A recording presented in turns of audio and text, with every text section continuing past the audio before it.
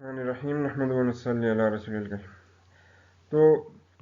Requirements engineering के chapter में हम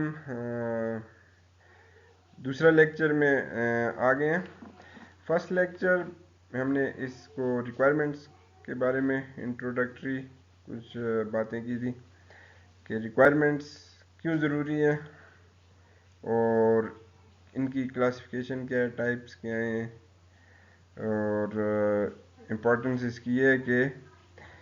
बेसिकली रिक्वायरमेंट्स अगर सही तरीके से क्लैरिफाई नहीं होंगी शुरू में, तो जो चीज़ बनेगी जो प्रोजेक्ट के एंड पे, वो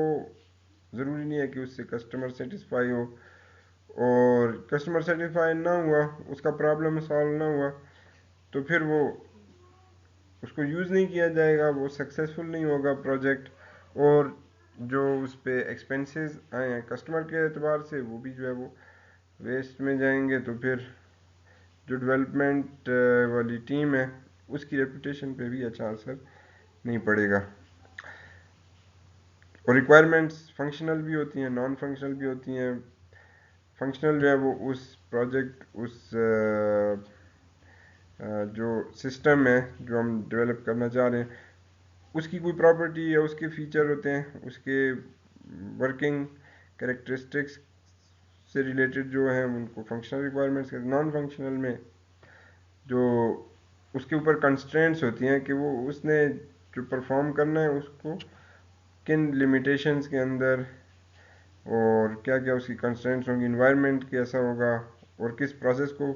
फॉलो करना है, किसी स्टैंडर्ड को अडॉप्ट करना है, ये सारी चीज़ें उसमें आ जाती हैं।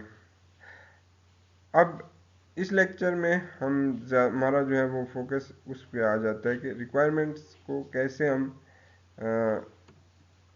एलिसिट करते हैं, यानी उनको ऑब्टेन कैसे करेंगे, उनके बारे में नॉलेज हमें कैसे जो है वो पता चलेगा कि क्या चीज़ें इस पर्टिकुलर सिस्टम के अंदर रिक्वायर्ड हैं, इसको प्रॉपर्ली डॉक्यूमेंट। रिक्वायरमेंट्स इंजीनियरिंग तो एक जनरल टर्म है जो इस सारे एक्टिविटीज़ को कैटर करती है, कवर करती है, जिसमें डिस्कवर करना, डॉक्यूमेंट करना, मेंटेन करना, ऑर्गेनाइज करना किसी सिस्टम के लिए जितनी भी रिक्वायरमेंट्स हैं, वो कोई भी कंप्यूटर बेस्ड सिस्टम हो, सॉफ्टवेयर सिस्टम भी हो सकता है, और ऐसा सिस्टम जिसमें सॉफ्टवेयर एक पार्ट हो, बाकी उसमें जो है। तो इसको इंजीनियरिंग किस लिए कहा जाता है कि इसमें जो सिस्टमेटिक और रिपीटेबल टेक्निक्स हैं और उनको अप्लाई करते हुए बार बार, यानी रिक्वायरमेंट्स को ऑब्टेन किया जाता है, और इसको मेक श्योर किया जाता है कि रिक्वायरमेंट्स कंप्लीट हो, कंसिस्टेंट हो, यानी कंट्राडिक्टरी ना हो और रेलिवेंट हो।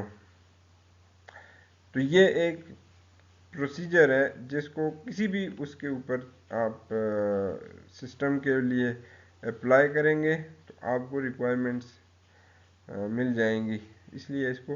रिक्वायरमेंट्स इंजीनियरिंग का नाम दिया गया।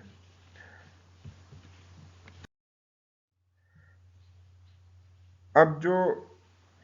हमारे पास प्रोसेस है रिक्वायरमेंट्स इंजीनियरिंग का, क्योंकि जो हम सॉफ्टवेयर सिस्टम्स जो हमारे एग्जिस्ट करते हैं या जो हम डेवलप करते हैं, उसके लिए एप्लीकेशंस बहुत सारी हैं। मैंने आपको फर्स्ट चैप्टर में हमने यही देखा था कि सॉफ्टवेयर की diversity of application, software her field, जो भी ह्यूमन एंडेवर है, जिस एरिया में लोगों ने जिसको स्टडी किया है, उसके बारे में अब सॉफ्टवेयर मौजूद हैं, चाहे वो फाइनेंस है, चाहे मेडिसन है, चाहे जो है वो इंजीनियरिंग है, थर्मोडायनेमिक्स है, और स्पेस रिसर्च है। जितनी भी फील्ड्स हैं, आप उनको, उनके बारे में आपको सॉफ्टवेयर जो है वो मिल रहे होते हैं, और स्टेटिस्टिक्स के सॉफ्टवेयर हैं बहुत सारे। इंजीनियरिंग में मैटलैब और प्रोग्रामिंग लैंग्वेजेस, इस किस्म के सॉफ्टवेयर, मॉडलिंग के लिए सॉफ्टवेयर्स, और इस तरह। तो आप जिस एरिया के बारे में भी सोचना शुरू करें, उसके बारे में आपको बहुत सारे सॉफ्टवेयर सिस्टम्स मिलते हैं। और फिर ریئل لائف کے اندر بھی ہر جو ہے وہ اس کے مطابق سافٹ ویئر موجود ہیں، انٹرٹینمنٹ کے لیے ہیں، اور آپ کے ہیلتھ سے ریلیٹڈ سافٹ ویئر ہیں، اور اس طرح تو business related, work office related softwares. اب ان ساری، چونکہ ان کو مینشن کرنے کا مقصد یہ ہے کہ یہ اپلیکیشن ڈومین ڈفرینٹ ہے، اور جو آپ سسٹم ڈیولپ کر رہے ہیں، اب اس کی ریکوائرمنٹس کے لیے بھی جو پروسیس اڈاپٹ کریں گے تھوڑا سا فرق ہوگا ہی، اور وہ اسی پہ ڈیپینڈ کرتا ہے کہ کس اپلیکیشن ڈومین میں. جو بچوں کے لیے، کڈز کے لیے جو سافٹ ویئر ہے، اس کی ریکوائرمنٹ پروسیس کچھ اور ہوگا بنسبت ایک سائنٹیفک انجینئرنگ لیبارٹری کے لیے آپ سافٹ ویئر بنا رہے ہیں، کسی ڈیفینس سسٹم کے لیے بنا رہے ہیں، کسی جو ہے وہ بزنس انوائرمنٹ کے لیے بنا رہے ہیں، یا ہاسپٹل کے لیے بنا رہے ہیں. تو ان انوائرمنٹ کی وجہ سے اس کی ریکوائرمنٹس کیسے آپ obtain کریں گے، یہ بھی ایک ڈفرینٹ پروسیس، مطلب ایک ہی طریقے سے ریکوائرمنٹس نہیں بنتی، لیکن کچھ جنرل ایکٹیویٹیز ہیں جن کو ہم ڈیفائن کر لیتے ہیں کہ اس کو، پھر اس کے لیے ایکچوئل پروسیس ان ایکٹیویٹیز کو پرفارم کرنے کا وہ ڈفرینٹ ہو سکتا ہے، لیکن اس کو ہم ان ایکٹیویٹیز کو نام دے دیتے ہیں سٹیجز کے اعتبار سے، یا اس میں یعنی ان پروسیس کو ان سٹیپس میں ہم پرفارم کرتے ہیں. Requirement elicitation, requirement analysis, validation, requirement management. تو ریکوائرمنٹ انجینئرنگ میں یہ سارے پروسیسز جو ہے وہ ساتھ ساتھ پھر ہم ان کو پرفارم کرتے ہیں. اسپائرل میں اس کو ریکوائرمنٹس پروسیس کا ریپرزنٹیشن کا مطلب یہ ہے کہ یہ ایک ٹائم کنسٹرینٹ پروسیس ہے. یہ جو سٹیپس ہیں ہمارے، یہ بیسیکلی جیسے ان کا ٹائم ختم ہوتا ہے، ہم پھر اس کو نیکسٹ سٹیپ میں چلے جاتے ہیں. کبھی بھی ہم یہ نہیں کہہ سکتے کہ ہم نے یہ پوری ریکوائرمنٹس ان کو جو ہے وہ obtain کر لیا ہے. تو اس میں ریکوائرمنٹ ایلیسیٹیشن کے بعد اس کو پھر اسپیسیفیکیشن کی جاتی ہے. ان میں آپ یہ دیکھ سکتے ہیں کہ ہر سٹیج میں کچھ اس کے جو ہے وہ پرٹیکولر ریکوائرمنٹس کا ہمیں ملتا ہے. جیسے شروع میں ہم بزنس ریکوائرمنٹ اسپیسیفکیشن، پھر یوزر ریکوائرمنٹ، پھر سسٹم ریکوائرمنٹ اسپیسیفکیشن. تو یہ ان سائیکلز ہم بار بار جو ہے نا اس پروسیس کو ریپیٹ کرتے ہیں. یعنی کچھ ریکوائرمنٹ اسپیسیفائی ہوتی ہیں، پھر ان کو ویلیڈیٹ کیا جاتا ہے. ویلیڈیشن کے بعد پھر ہمیں مزید ریکوائرمنٹس کی ضرورت، یعنی اس پروسیس کو دوبارہ ہم کوشش کرتے ہیں کہ ہمارے سامنے اور بھی کچھ ریکوائرمنٹس آ جائیں،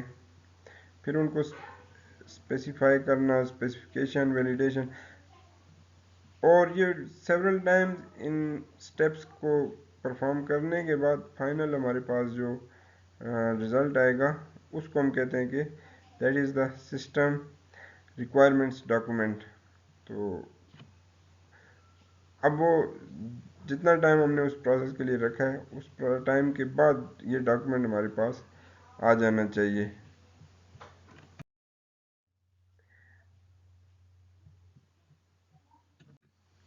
first step in that requirement engineering process is requirements elicitation process, یعنی ریکوائرمنٹس کو سامنے لانا، یا اس کو ریکوائرمنٹ ڈسکوری بھی کہا جاتے ہیں، کہ ریکوائرمنٹس کو جو ہے وہ from the first and raw form میں ہم ان کو سامنے لے کر آئیں. تو اس کے لیے سب سے پہلے جو بھی سافٹ ویئر انجینئرس ہوں گے، وہ اس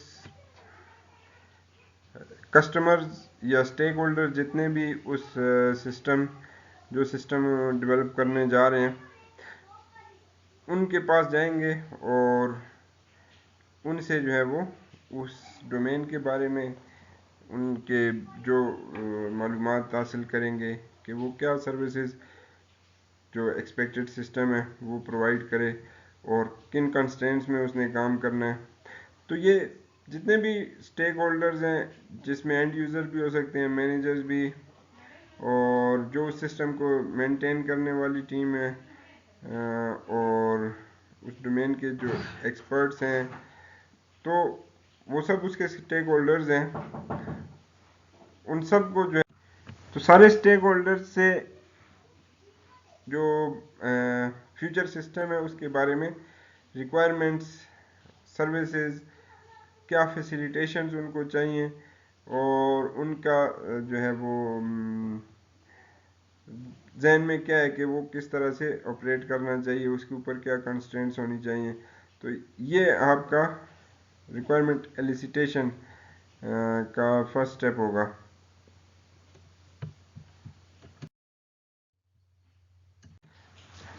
तो रिक्वायरमेंट एलिसिटेशन को भी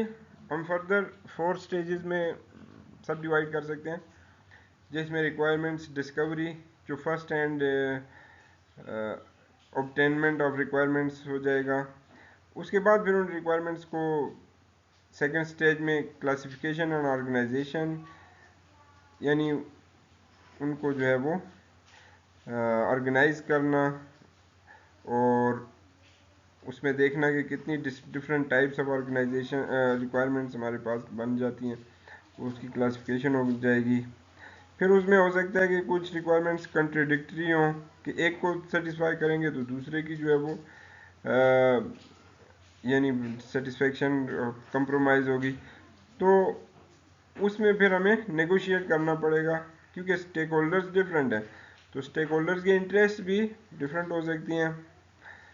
तो इसलिए उसको प्रायोरिटाइज भी करना पड़ेगा, उनसे नेगोशिएट करके कि कौन सी रिक्वायरमेंट ज़्यादा इंपॉर्टेंट है, कौन सी जो है वो उसको हम थोड़ा सा कंप्रोमाइज़ कर सकते हैं, और फिर उसको फिर फॉर्मलाइज किया जाएगा रिक्वायरमेंट स्पेसिफिकेशन के अंदर। तो ये स्टेजेस हमारी बन जाती हैं उसमें रिक्वायरमेंट एलिसिटेशन के अंदर। अब ये डिफरेंट है, और रिक्वायरमेंट इंजीनियरिंग की जो प्रोसेस है वो डिफरेंट है, तो इसको आपने मिक्सअप नहीं करना। These are 4 steps in requirement elicitation only, which is first step in requirement engineering process.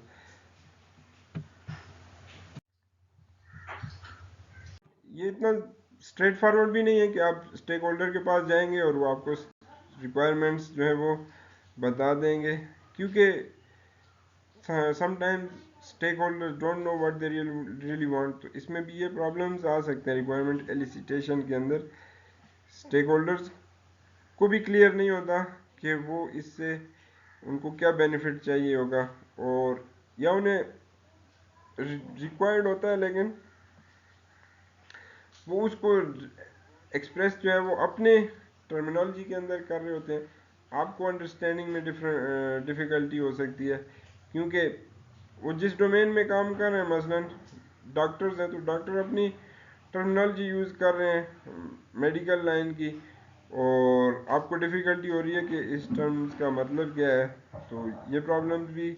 Elicitation में हो सकते हैं, क्योंकि आपने डायरेक्ट स्टेक होल्डर से इंटरेक्ट करके ये रिक्वायरमेंट्स को एलिसिट करना है।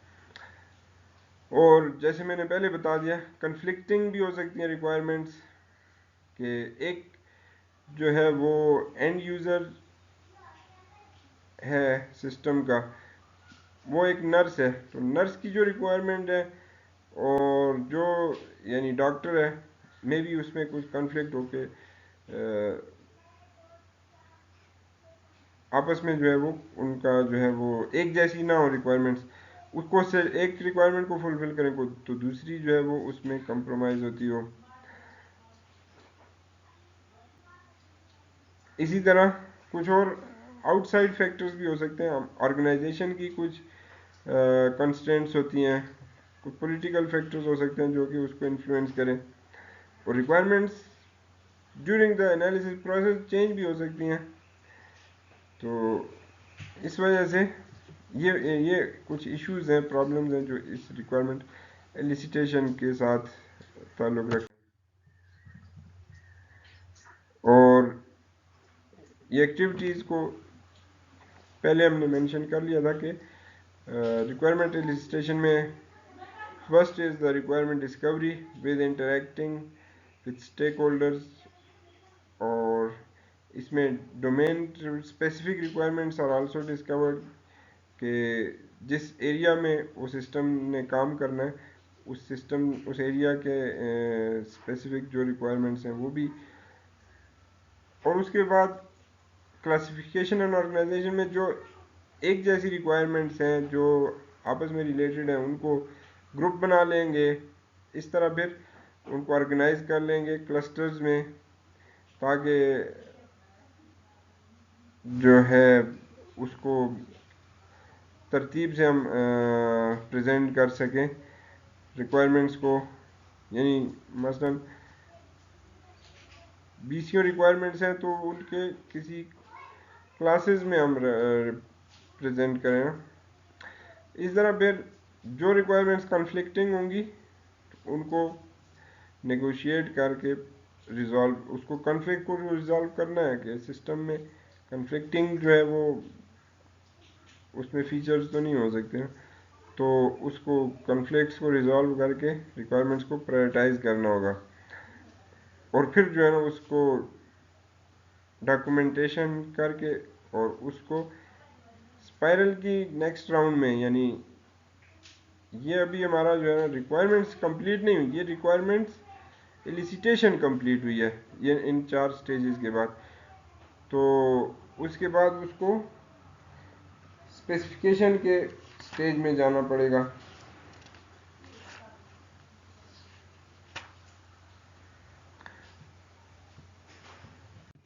اسپیسیفکیشن کے بعد پھر اس کی ویلیڈیشن ہوتی ہے اور پھر اس کے بعد جو ہے وہ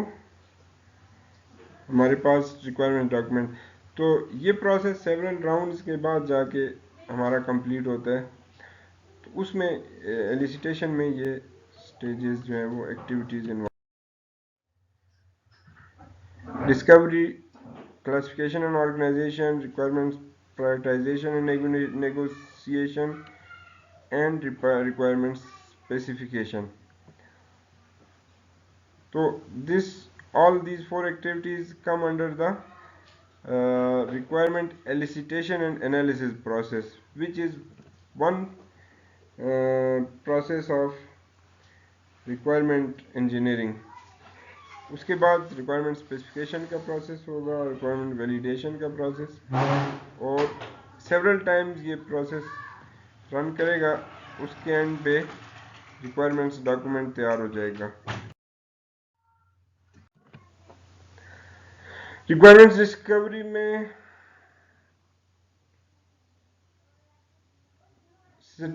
پہلے ہم نے مینشن کر لیا کہ اسٹیک ہولڈرز اور مینیجرز ٹو ایکسٹرنل ریگولیٹر جتنے بھی اس سسٹم کے ساتھ انوالوڈ ہیں ان کے ساتھ انٹریکشن کرتے ہوئے انفارمیشن گیدر کی جائے گی جو ایگزسٹنگ سسٹم ہے اس کے بارے میں جو ریکوائرڈ سسٹم ہے اس کے بارے میں. تو اس طرح سے اس کے لیے جو ٹیکنیکس یوز کی جاتی ہیں اس میں interviewing one of the techniques ہے. تو انٹرویوئنگ میں فارمل انٹرویوز بھی ہو سکتے ہیں جب آپ اپوائنٹمنٹ اسٹیک ہولڈر سے لے کر اور اس طرح سے جب ان سے ٹائم لے کر اس میں انٹرویو کریں. اور انفارمل انٹرویوز بھی ہو سکتے ہیں کہ آپ جو ہے وہ ان سے ڈسکشن کریں انفارملی. اور کلوزڈ انٹرویوز بھی ہوتے ہیں اوپن انٹرویوز بھی ہوتے ہیں. Closed interviews are based on predetermined list of questions. اپنے کویسچن پہلے سے آپ کے پاس پریپیئرڈ ہوتے ہیں کہ یہ چیزیں ہم نے ان سے پوچھنی ہیں اسٹیک ہولڈر سے سسٹم کے بارے میں ایگزسٹنگ سسٹم کے بارے میں اور ریکوائرڈ سسٹم کے بارے میں. اور اوپن انٹرویوز میں آپ پہلے سے پری ڈیٹرمنڈ کویسچن نہیں ہوتے آپ جو بھی آپ کے اس وقت جو ہے وہ سمجھ میں آتا ہے آپ ان سے ایشوز ریز کرتے ہیں اور ان سے ان کے مسائل پوچھتے ہیں کہ وہ اس سسٹم کے بارے میں کیا چاہتے ہیں. Just they explore and they brainstorm their ideas کہ وہ سسٹم ان کو کیسے فیسیلیٹیٹ کرے. تو وہ اوپن انٹرویوز ہوں گے. اور انٹرویوز کو زیادہ افیکٹو بنانے کے لیے کچھ سجیشنز ہیں کہ اوپن مائنڈیڈ ہو کے انٹرویو لیں، یعنی پہلے سے ہمارے پریزمپشنز نہ ہوں، پری کنسیوڈ آئیڈیاز نہ ہوں ریکوائرمنٹس کے بارے میں، اور ہم ان کو اوپن مائنڈیڈ ہو کے سنیں کہ وہ کیا چاہتے ہیں، چاہے وہ بہت جو ہے وہ بہت ان کی بڑی بڑی جو ہے وہ ریکوائرمنٹس ہوں، وہ بہت زیادہ جو ہے وہ ہم اوپن مائنڈیڈ ہو کے سنیں کہ یہ نہیں ہو سکتا، وہ نہیں ہو سکتا، اس طرح کا ہمارے ذہن میں نہ ہو، بلکہ ہم فریلی ان کو فری ہینڈ دیں کہ جو فیچرز وہ چاہتے ہیں سسٹم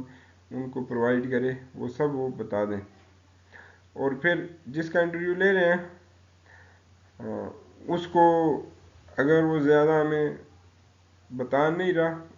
تو اس کو ہمیں ایسی کویسچنز اس کو پوٹ کریں کہ وہ پھر انفارمیشن اس سے ہمیں گیدر ہو سکے، چاہے اس کو ہم کچھ پروپوزل اپنی طرف سے پرووائڈ کریں کہ یہ آپ جو ہے وہ اگر اس طرح ہو جائے تو کیسا ہوگا، اور اس طرح ہو جائے، یا کوئی پروٹوٹائپ سسٹم ہے، پروٹوٹائپ ہم چھوٹا سا اس کا ورژن ان کو دکھا دیں کہ اس قسم کا سسٹم اگر آپ کے پاس ہم ڈیولپ کریں تو اس سے ان کو زیادہ جو ہے وہ اچھی طریقے سے ان سے ریکوائرمنٹس کو ڈسکور کیا جا سکتا ہے۔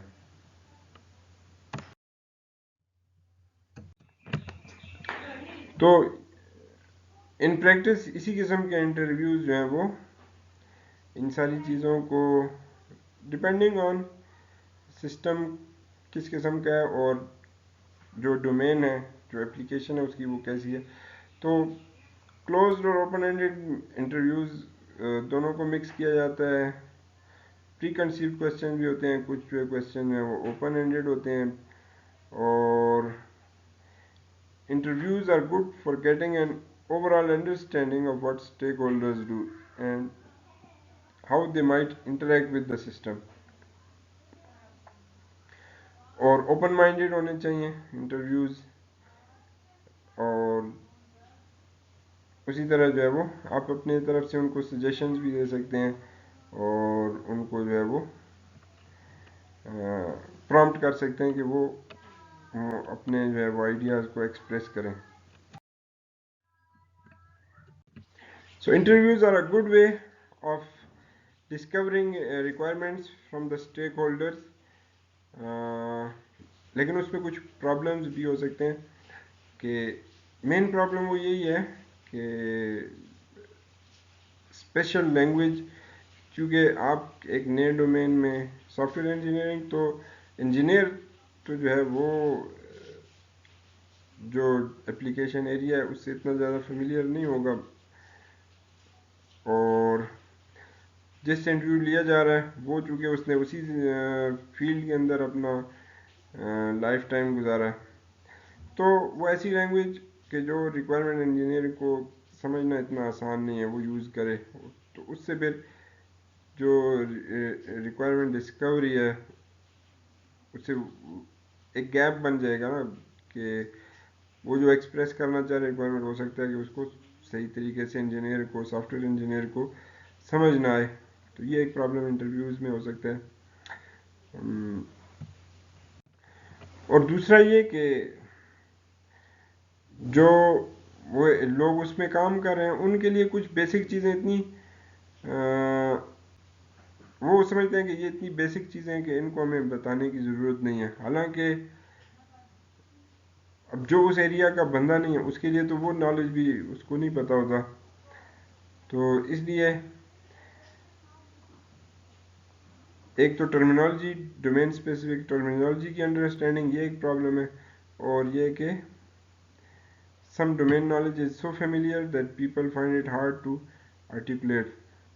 or think that it is not worth articulating،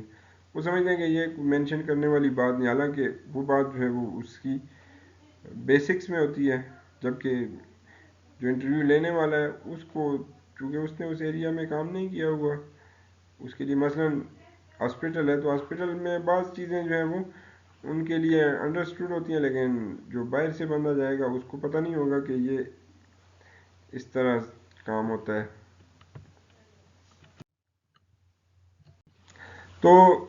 interviews کے بعد ایک اور جو طریقہ ہے ریکوائرمنٹس کو گیدر کرنے کا، اس کو ایتھنوگرافی کہتے ہیں. ایتھنوگرافی ایک مطلب آبزرویشن کی ٹیکنیک ہے، بجائے اس کے کہ آپ بولیں اور باتیں لوگوں سے پوچھیں جو انٹرویوز میں ہوتا ہے. آپ اپنے آپ کو اس انوائرمنٹ میں، جس انوائرمنٹ کے لیے آپ نے سافٹ ویئر ڈیولپ کرنا ہے، اس کی ریکوائرمنٹس آپ گیدر کر رہے ہیں، آپ اس انوائرمنٹ کا پارٹ بن جاتے ہیں. آپ اس میں اپنے آپ کو سیورل ڈیز کے لیے یا کچھ آورز کے لیے امرس کر دیتے ہیں. اور لوگوں کو آپ یہ نہیں کہتے کہ آپ ایکسپلین کریں، آپ کو بتائیں، بلکہ یو آبزرو ان کی سوشل بیہیویئر، ان کا آرگنائزیشنل بیہیویئر، ان ساری چیزوں کو آبزرو کرتے ہیں. کیونکہ یہ 1980s میں اس پہ ریسرچ شروع ہوئی ہے کہ جو فارمل پروسیسز ہیں ورک، کسی پرٹیکولر فیلڈ کے اندر ورک کرنے کے، عام طور پہ وہ ایگزیکٹلی فالو نہیں کیے جاتے، بلکہ جہاں پر بھی جو ہے وہ کوئی اچھا کام کیا جاتا ہے تو وہ فارمیلٹیز کے علاوہ ہٹ کے، کیونکہ ہیومن بینگز ہیں، وہ کچھ چیزیں اپنی طرف سے یعنی اس سے ڈیویشنز بھی کرتے ہیں، اور ضروری نہیں ہے کہ وہ فارمل پروسیسز کو ایگزیکٹلی جو ہے وہ فالو کیا جائے. اس لیے جو آفس آٹومیشن کے ماڈلز جو ہیں نا وہ بنائے جاتے ہیں، جس سے جو ہے وہ تو ان ماڈلز کے اوپر کام کرنے والا وہ پروڈکٹیوٹی نہیں ہوتی جو ایکچوئل آفس انوائرمنٹ کے اندر جب لوگ کام کرتے ہیں. تو اس کا فرق کیا ہے؟ اب یہاں پر بھی آپ دیکھ لیں کہ جو ہماری، حالانکہ یہ جو ہے آن لائن ایجوکیشن، ہماری آن لائن لیکچرنگ، اور یہ اس میں کوشش یہ کی جاتی ہے کہ لرننگ جو ہے وہ میکسیمم سارا ماڈل اس کا جو ایکچوئل ہوتا ہے ٹیچنگ کا، وہ اس میں اس کو انکارپوریٹ کرنے کی کوشش کی جاتی ہے. لیکن اس میں اور ایکچوئل جو face to face interactive teaching ہے اس میں بہت فرق ہے. تو یہی بات ہے اس میں بھی. تو اس لیے جو ریئل گراؤنڈ میں جو ریالٹیز ہیں ان کو آبزرو کرنے کے لیے ایتھنوگرافی کی اسٹڈیز جو ہے وہ زیادہ فائدہ مند ہوتی ہیں، کہ آپ اس انوائرمنٹ کے اندر امرس ہو جائیں، اس کا پارٹ بن جائیں، اور پھر دیکھیں کہ اس میں کیا کیا جو ہے وہ ریکوائرمنٹس کسی پرٹیکولر اس کے بارے میں آپ کو آبزرویشن میں آتی ہیں. ایتھنوگرافی کا جو فائدہ ہے وہ یہ کہ آپ کو کافی اس انوائرمنٹ کی ڈیٹیل، یوزرز کے بارے میں، ان کے ریکوائرمنٹس، ان کے بارے میں جو وہ چاہتے ہیں، جس طرح وہ بیہیو کرتے ہیں، اس کا ڈیٹیل آبزرویشن ہو جاتی ہے. لیکن کیا انوویشن جو ہے وہ اس میں فائدہ دے گی، اس کے بارے میں جو ہے اتنا زیادہ ایتھنوگرافی سے پتہ نہیں چل سکتا. اس میں ایک ایگزامپل ٹیکسٹ بک میں مینشن ہے کہ نوکیا نے ایتھنوگرافی ٹیکنیک کو یوز کیا، اور انہوں نے اس کے بیس پہ جو ہے وہ کہ لوگ کس طرح اپنے فونز کو یوز کرتے ہیں، اور پھر نئے فون ماڈلز اس بیسس پہ بنائے. اور ایپل جو ہے وہ اس نے یوزرز کس طرح کیا کرتے ہیں اس کو اگنور کیا اور انوویشن لانے کی کوشش کی، اور اس میں پھر آئی فون انہوں نے نکالا، وہ زیادہ سکسیسفل رہا. تو بہرحال ایتھنوگرافی کے فائدے بھی ہیں، لیکن یہ کمپلیٹ نہیں ہے کہ اس کو انوائرمنٹ ڈسکوری کے ون آف ٹیکنیکس تو ہم کہہ سکتے ہیں، لیکن صرف یہ ان اٹ سیلف سفیشینٹ نہیں ہوگی، کیونکہ اس سے ہمیں کیا نئے فیچرز سسٹم میں ایڈ کرنے ہیں یہ ہمیں پتہ نہیں چل سکتا. اپارٹ فرام انٹرویوئنگ ایتھنوگرافی، تو ان ریکوائرمنٹس ڈسکوری کے لیے ایک اور جو ہے وہ اس کو جو طریقہ یوز کیا جاتا ہے اسٹوریز اینڈ سینیریوز کے، یعنی یوزر جو ہے وہ ان سے اسٹوریز کلیکٹ کی جائیں. Stories and scenarios are basically real life examples of how a system can be used. تو وہ ان کے بگ پکچر جو ہے نا وہ اس اسٹوری سے بتا سکتے ہیں کہ وہ کیسے وہ سسٹم کو ہینڈل کرنا چاہتے ہیں، کیسے جو ہے وہ کسی پرٹیکولر ان پٹ کے اوپر کیا آؤٹ پٹ پروڈیوس ہو، یہ سینیریوز بن جاتے ہیں. تو کوئی خاص جو ہے وہ کام جو ہے وہ کس طریقے سے ہو جانا چاہیے، اس قسم کی، اس کو ہم ان کی یوزر سٹوری کہہ سکتے ہیں اور یوزر سینیریوز. تو یہ پریکٹیکل سچویشنز کے اوپر یوزر اس کو جو ہے وہ ڈیفائن کر سکتے ہیں. بلکہ یوزر کے علاوہ کوئی بھی اسٹیک ہولڈر جو ہیں وہ اپنی انفارمیشن سٹوریز کی فارم میں ریلیٹ کر سکتے ہیں اور کسی سٹوری کے اوپر کسی پرٹیکولر ایگزامپل کے بارے میں اپنے کمنٹس جو ہیں وہ دے سکتے ہیں. تو یہ ساری چیزیں اس میں آ جائیں گی. اور سینیریو اور سٹوری میں کیا فرق ہے کہ سینیریو تھوڑا سا زیادہ اس کو اسٹرکچرڈ فارم ہو جاتا ہے. Scenario should include a description of starting situation, description of normal flow of events, description of what can go wrong,